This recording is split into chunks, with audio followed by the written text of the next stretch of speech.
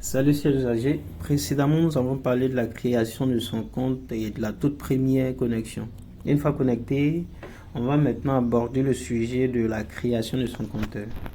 Donc, alors, on clique sur le bouton Ajouter. Et ici, on va renseigner toutes les informations qui concernent notre compteur. Et ces informations se trouvent sur la facture. Sur soit la dernière facture, mais de préférence la dernière facture parce que là, c'est sûr que ces informations sont à jour. Donc ici, on nous demande l'identifiant. L'identifiant, le voici. On prend les 9 premiers chiffres en bleu, la valeur en bleu là. C'est-à-dire c'est ce chiffre ou cet identifiant qui est utilisé pour faire le paiement de la facture. Donc on va utiliser. Dans notre cas de figure, c'est 1, 2, 3, 0 plutôt, 1, 2, 3, 4, 5, 6, 7, 8. Donc c'est ce que nous allons entrer ici. 0, 1, 2, 3, 4, 5, 6, 7, 8. Voilà, les 9 premiers chiffres.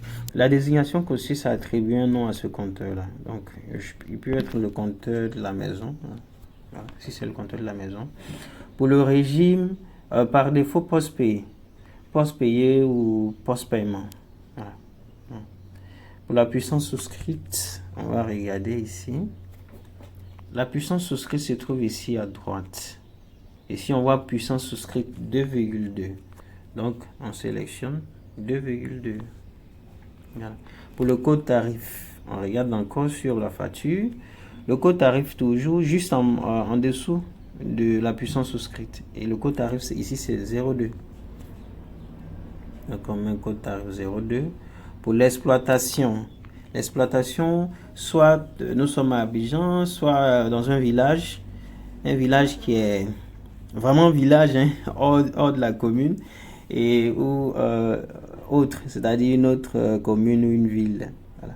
Donc ici, notre cas de figure, sur la facture, quand on regarde ici, nous sommes à notre exploitation. Exploitation ici, c'est Makori. Donc Makori, c'est Abidjan. C'est Abidjan. Donc je sélectionne Abidjan. Et pour le modèle du compteur, il y a deux sortes de modèles, le modèle smart et analogique. Le modèle analogique, c'est l'ancien modèle de compteur, le compteur à disque, avec le disque tournant. Le modèle Smart, c'est le modèle avec l'écran. Il y a de nouveaux modèles de compteur avec l'écran et les touches pavé numérique. Voilà. Donc, mon cas de figure, c'est un compteur Smart, c'est le tout nouveau modèle. Et pour la fin bimestre, je vous explique. La fin bimestre, c'est cette information provient de la période de consommation. C'est-à-dire quand on regarde ici, notre consommation, c'est une consommation du 4 11e mois 2023 au 4 janvier 2024. Et donc ici, on regarde le jour. Donc c'est du 04 au 04. Donc ça, c'est la fin bimestre. Donc là, on sélectionne 04. Et pour le bail, si on est propriétaire du compteur, voilà, ou si on est locataire. Par défaut, je suis locataire. Donc je mets par défaut locataire. Je valide. Et voilà, mon compteur est enregistré. Une fois que le compteur est enregistré, la seconde chose à faire, c'est de mettre à jour l'historique pour pouvoir commencer le suivi de ma consommation. Alors, l'historique consiste à enregistrer les informations de la toute dernière facture. C'est-à-dire, c'est quelques informations, pas seulement sur une. On ouvre le menu et on sélectionne historique facture. Donc, le nouvel index se trouve sur la facture. On regarde sur la facture ici.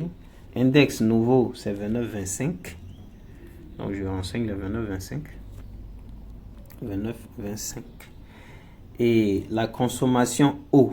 Ici, on demande consommation eau. Donc, la consommation eau. Ici, je regarde sur la période de consommation. Ils ont écrit la consommation du 04 11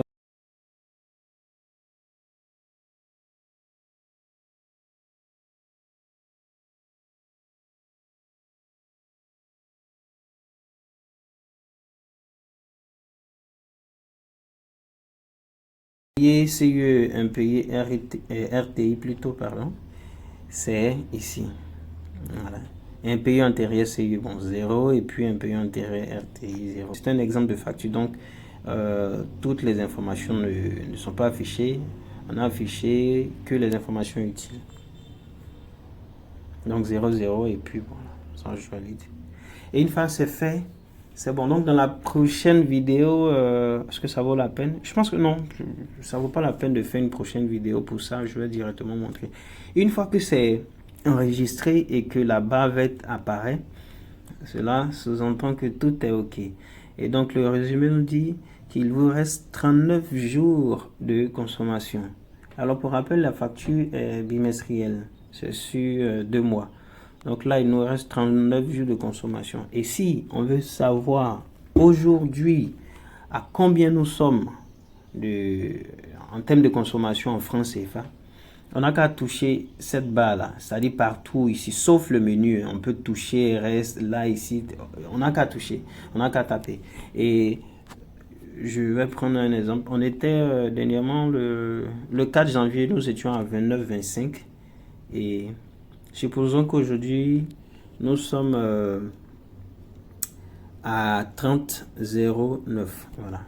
Quand je lance, alors là on m'affiche le montant de ma consommation et avec un certain nombre d'informations, c'est-à-dire l'index actuel c'est 30,09, ma consommation est 84 kWh, ma tranche, mes tranches, tranche numéro 1, tranche numéro 2, ma consommation générée par cette tranche là, c'est de 7300 et comme prime fixe pour le nombre de jours effectués, 1285, les autres taxes 400 francs, l'impayé. Les impayés prennent en compte l'impayé CU et RTI. Donc 0 francs et la facture revient actuellement à 8985. On me dit qu'il me reste, durée de consommation, je consommais 22 jours, il me reste 39 jours. Sur autres détails, on me donne encore plus de détails. Voilà, encore plus de détails. Pour visualiser les informations qui sont enrichies dans le carnet de suivi, on vient ici sur le carnet de suivi et là on déroule et voici, voilà. C'est enregistré, c'est possible de supprimer le suivi si on a entré le mauvais index ou pas. Voilà. Merci.